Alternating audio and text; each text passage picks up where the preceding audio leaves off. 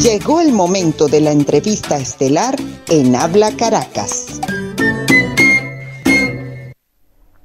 Desde San José, en Costa Rica, vamos a conversar con el promotor comunitario venezolano pionero de nuestro movimiento cooperativo, Eduardo Matute. Eduardo recientemente en el portal Tal Cual publicó una reflexión, una suerte de llamado, de alerta sobre la situación, los retos, las amenazas para la sociedad civil venezolana. Eduardo, un gran saludo desde Caracas, un abrazo desde tu equipo, desde tu casa, desde aquí de radiocomunidad.com.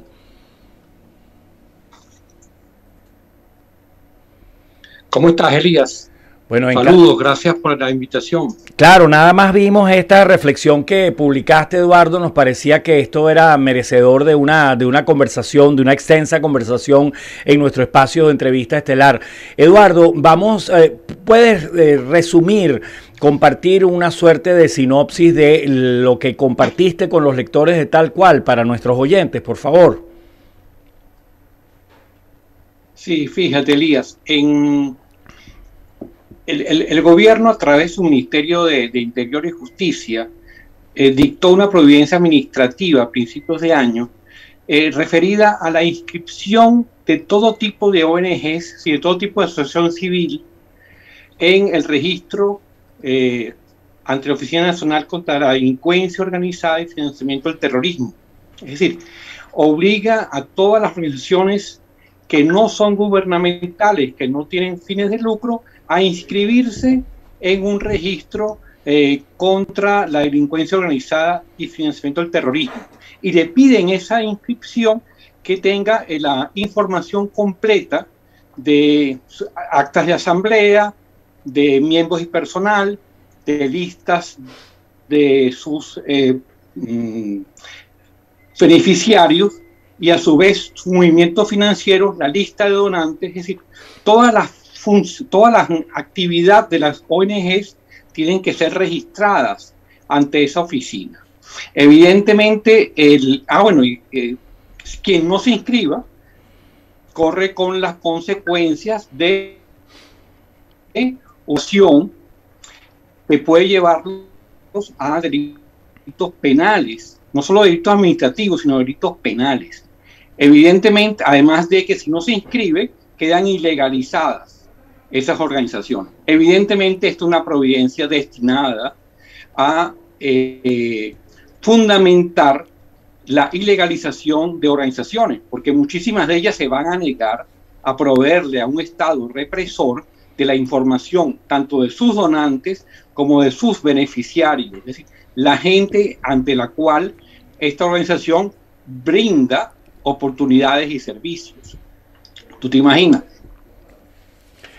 Sí, Eduardo, es realmente están esto. Pidiendo que les... Sí, te escuchamos, Eduardo. Eduardo Matute, desde San José, desde Costa Rica, con nosotros en la entrevista estelar. Adelante, Eduardo. Ok. Perfecto. Entonces, todo bien, pero fundamentalmente el tema es que este proceso, o sea, no es una providencia aislada, sino que hay un proceso de hace más de 5 o 7 años destinados a provocar la disminución del esfuerzo comunitario y del esfuerzo asociativo en torno a todos los servicios que la comunidad tiene interés, tanto la comunidad en términos geográficos como la comunidad en términos sectoriales. Lo que es nuevo es la presunción o el interés del Estado en conocer ya oficialmente, de una manera directa, todas las actividades de estas organizaciones. Ya de hace muchos años se venía diciendo que la crisis humanitaria compleja que vivimos en el país es en que haya crisis. Estas organizaciones que están trabajando comunitariamente y con la comunidad, está trabajando desde el punto de vista no solo caritativo, que hay muchas organizaciones dedicadas a procesos de caridad, de apoyo, sino además de eso, que se construye una solidaridad entre iguales, es decir, que tengamos una relación de participación de todos los componentes de estas organizaciones, tanto beneficiarios como los proveedores, para enfrentar estos problemas. Al Estado esto no le interesa. Al Estado lo que le interesa es que la población esté disminuida para que toda la atención que reciba, la reciba de parte del Estado, de parte del poder. Por eso este asedio a estas organizaciones. El enfoque que doy en la reflexión es que la sociedad civil respondió. Hay 663 organizaciones que firmaron públicamente su inconformidad con esta imposición. Y además se declaran en rebelión civil, es decir, no van a asumir la inscripción en una oficina antiterrorista que está siendo perseguida o que tengo problemas de alimentación o de salud, entienda que la ONG que me está acompañando está vinculada en su información a una organización antiterrorista. O sea, evidentemente ese es un tema que se complica muchísimo. Por eso que es importante que las organizaciones se consolide y logremos que el Estado disminuya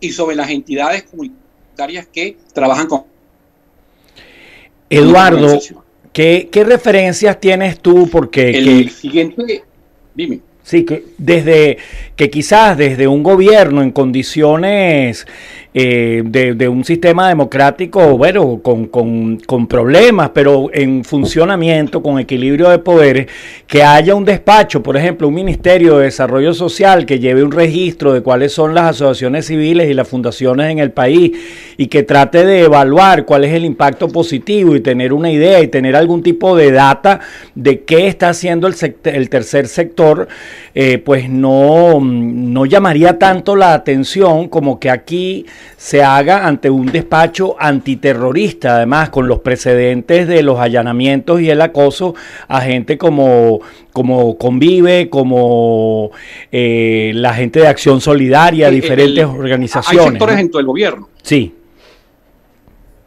Claro, fíjate, generalmente los registros existen, es decir, la opinión pública puede conocer la actividad de cualquier organización. Basta tener información digital. Tú puedes incluso acudir a esfuerzos internacionales, de donantes internacionales que en sus páginas publican a quién y qué actividades realizan estas organizaciones. Pero aquí lo más complicado es que tú tengas que inscribirte y dar obligatoriamente información sobre los beneficiarios, sobre tus actividades diarias, sobre tus componentes financieros. O sea que evidentemente la información no solo es la pública, sino que además se está pidiendo información de carácter privado, del carácter personal de cada beneficiario, porque eso genera mecanismos de coacción y de organización social a la cual esté investigando el gobierno. Pero es que además ya ha habido ejemplos anteriores en que el gobierno, sin tener la información, sin tener toda teniendo información pública, pero sin tener información de beneficiarios, ya ha coaptado y ha perseguido a organizaciones comunitarias y a organizaciones de asociaciones civiles. O sea que el tema es que no solamente lo está haciendo por la vía expresa, sino que ahora pretende hacerlo por la vía formal y yendo a la búsqueda de ilegalizar esas organizaciones. Eso es lo complicado que está en este momento esta situación. Eduardo, además de la reacción... Lo que hay que pensar en este proceso es cómo... Sí, te escuchamos, Matute. Sí, pero no te oí la interrogante, Elías. Sí, que en tú nos describes, nos hablas de esa reacción inicial de más de 600 organizaciones de la sociedad civil. Desde tu mirada, Eduardo, ¿qué más hacer? ¿Cuál es el siguiente paso desde el tercer sector venezolano ante esta pretensión oficial? Emplear varias armas. hay que emplear varias públicas en torno a que el gobierno debe echar para atrás esta providencia. Ese es el primer paso que es importante. El segundo paso es consolidar la unidad de acción. Es decir, hace falta que más organizaciones se sumen a esta iniciativa, hace falta que estas organizaciones también permanezcan alertas en este proceso. Y por tercero, hay que denunciar cualquier situación que el gobierno pretende establecer contra una de estas asociaciones. Es decir, todos somos aquella asociación que está siendo reprimida por el gobierno en un momento dado. Que ha habido, por ejemplo, a todas estas situaciones que hacen posible que el gobierno disminuya su acción y se retire. Aquí la importancia es el retiro de las organizaciones, de toda la intromisión del Estado ante estas organizaciones.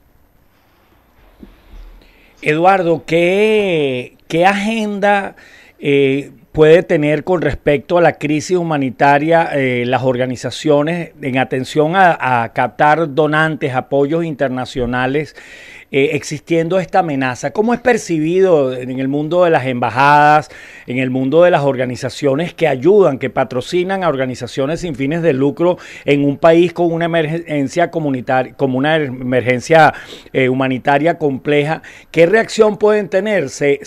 ¿Tú crees que se disminuya el flujo de apoyo porque tengan temor, retroceda en la cooperación internacional en Venezuela?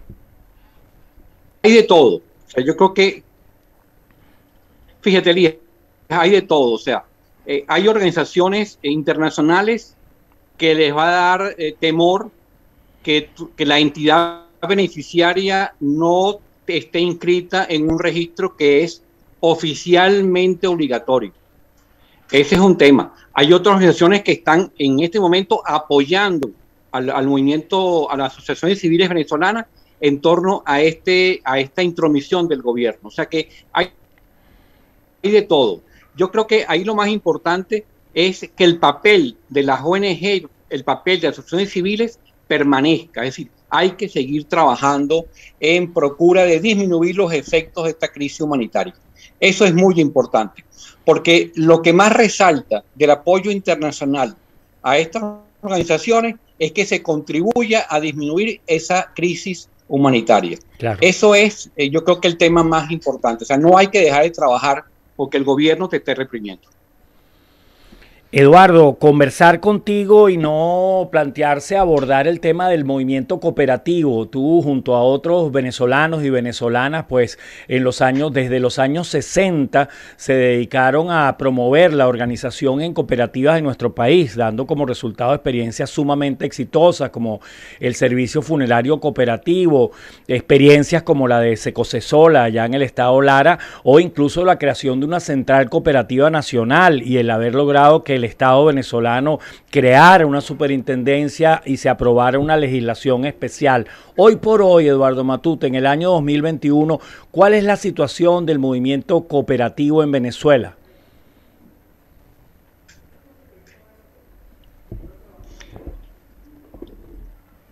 Fíjate, Elías, el cooperativismo venezolano de antes del gobierno, de estos dos gobiernos de Chávez y Maduro,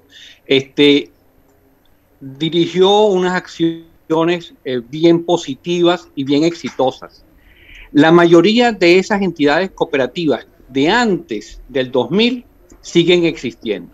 Eso es importante. O sea, ha habido un proceso de enfrentamiento a las adversidades y se han superado en una gran medida. Hay otras que no. Por ejemplo, el ataque que fue directo a Copercentro en Caracas destruyó el proceso organizativo del cooperativismo en el oeste de Caracas. Uh-huh. Salvo esos casos muy puntuales en que el gobierno ha reprimido directamente, el resto de las cooperativas previas al 2000 sigue existiendo. La gran dificultad es que en 20 años no se ha realizado ninguna experiencia cooperativa significativa de las diferentes a las ya anteriores. Ese es un tema grave. Ministerio de Cooperativas. Así que todas las cooperativas creadas después del año 2000 han sido simplemente un cementerio. Eso es lo que tiene el gobierno con las entidades autónomas. O sea que hay que vincular esta experiencia cooperativa de estos 20 años en los cuales ha fracasado, no se ha hecho ninguna gestión importante en el cooperativismo, salvo las que existían anteriormente, en conjunto con la misma reflexión que hacíamos antes. Al gobierno no le interesa que haya entidades autónomas, que la gente se organice de forma propia y que pueda enfrentar sus problemas sin tener que referirse siempre al gobierno central. Es una reflexión que creo que es importante destacar. Eduardo, ¿cómo estar en contacto contigo? ¿Cómo nuestros oyentes pueden seguir tus artículos, pueden conocer los diferentes puntos de vista y las experiencias que avisoras en el resto del mundo? ¿Cuál es la red social que deseas promover?